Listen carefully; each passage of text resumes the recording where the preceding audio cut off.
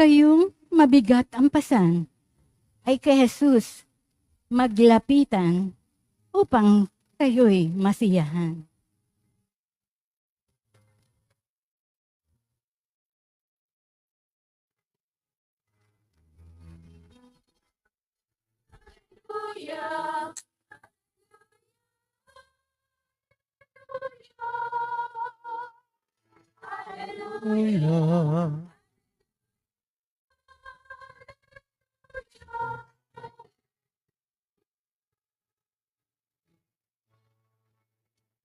Sumainyo ang Panginoon. At sumainyo rin. Ang mabuting balita ng Panginoon ayon kay San Mateo. Papuri sa iyo, Panginoon.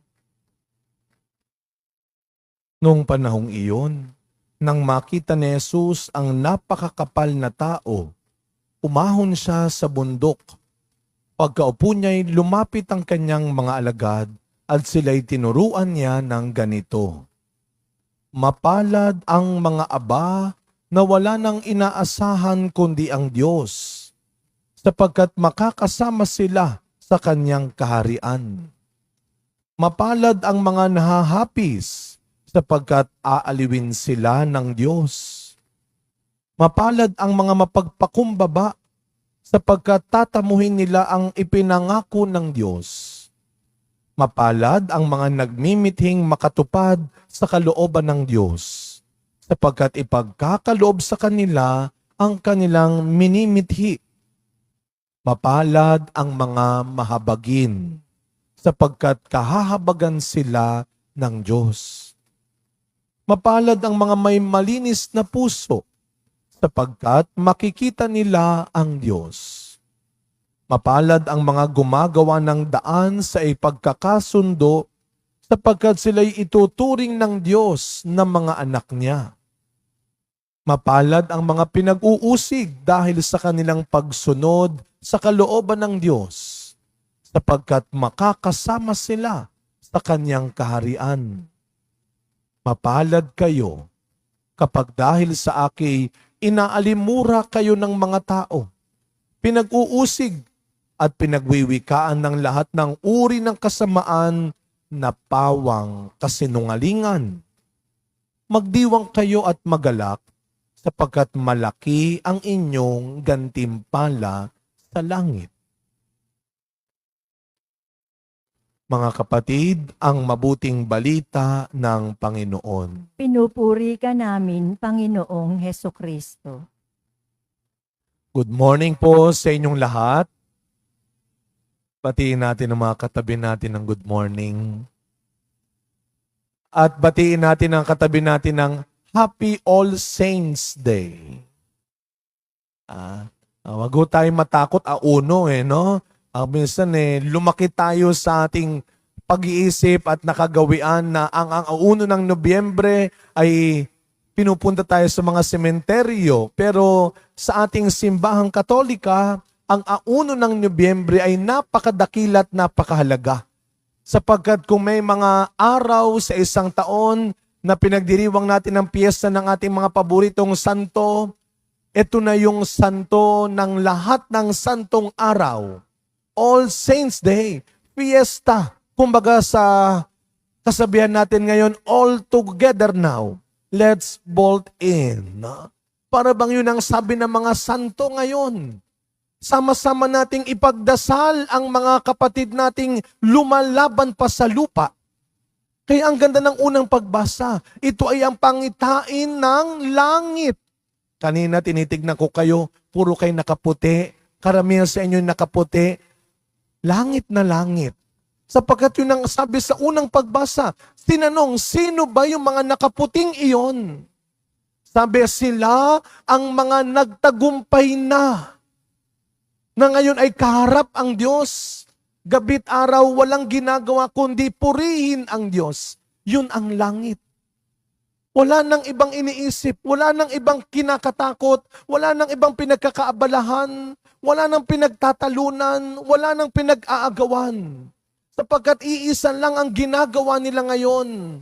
Sambahin, purihin, pasalamatan ng Diyos ng harap-harapan. Ayaw mo ba nun? Sabihin nyo nga po sa katabi ninyo, see you in heaven. Sabi nung isa, Diyos ko, hanggang doon ba naman? Nandong ka pa rin. Pero yun. Yan ang mensahe ng mga banal sa atin ngayon. Yan ang mensahe ng mga santo at santa sa atin ngayon. Kaya nga natin nyo po, napakaganda. Sabi ng ating ebanghelyo, ito yung tinatawag na the Beatitudes. Mapapalad. Sino? Ang pagiging mapalad ay hindi na batay sa standard, sa mukha, sa sukatan ng mundo. Ang pagiging mapalad na sinasabi at pinapaalala ng mga santo ngayon ay ayon sa sukatan, batayan ng Panginoon. Sino daw ang mapalad?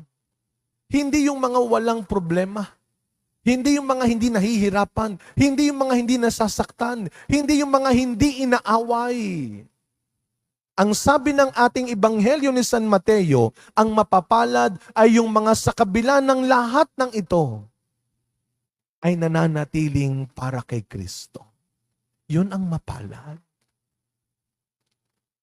Kaya kahit na tayo ay may mga pagsubok na pinagdadaanan, kahit na may mga kulang sa atin, may mga wala sa atin, may mga paghihirap sa buhay natin, may mga pang-aaway sa buhay natin, may mga paninira sa buhay natin na sabi ng Ebanghelyo na pawang kasinungalingan, maliwanag pawang kasinungalingan.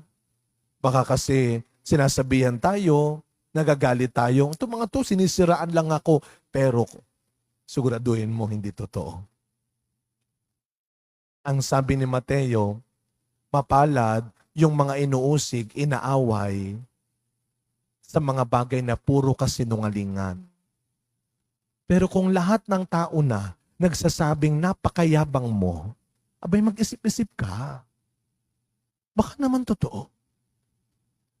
Kung lahat ng tao, halos lahat ng tao, ay sinasabi ng napakatamad mo, napakadamot mo, napakachismosa mo. Huwag mo sabing, inggit lang kayo. Wow. Sabi, kung pawang kasinungalingan, mapalad ka. Pero kung may katotohanan at hindi ka nakikinig, hindi ka naniniwala, at hindi ka nagbabago, kawawa ka.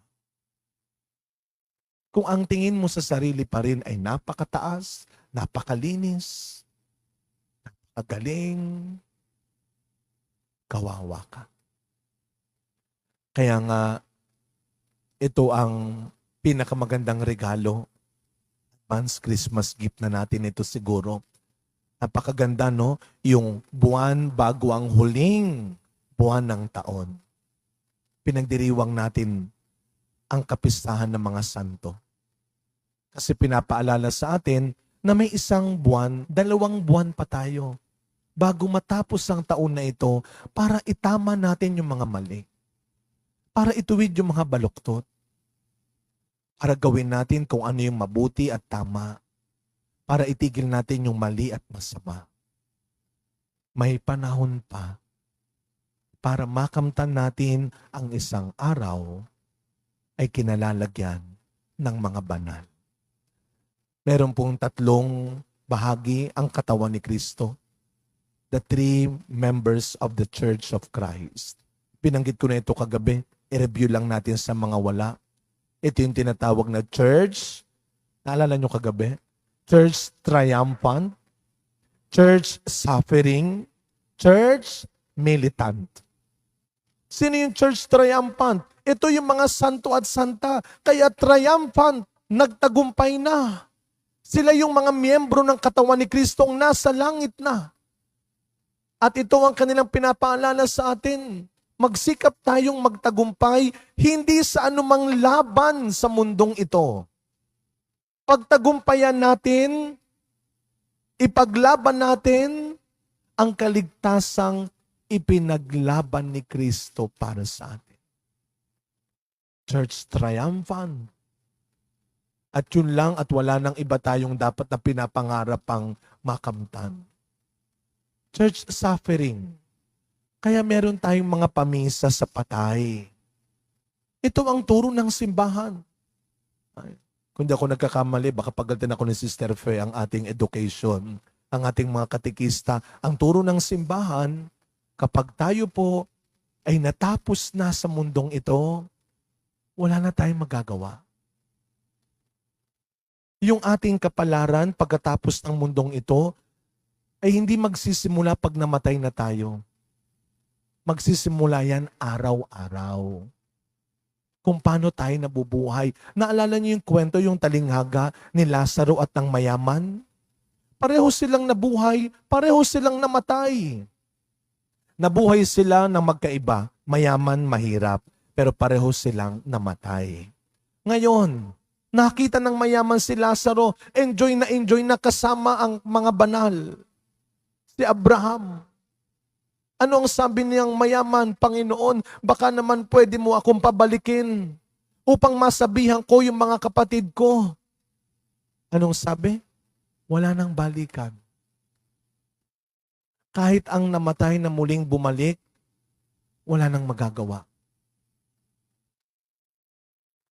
Kaya, ano ang magagawa para sa mga nasa purgatorio?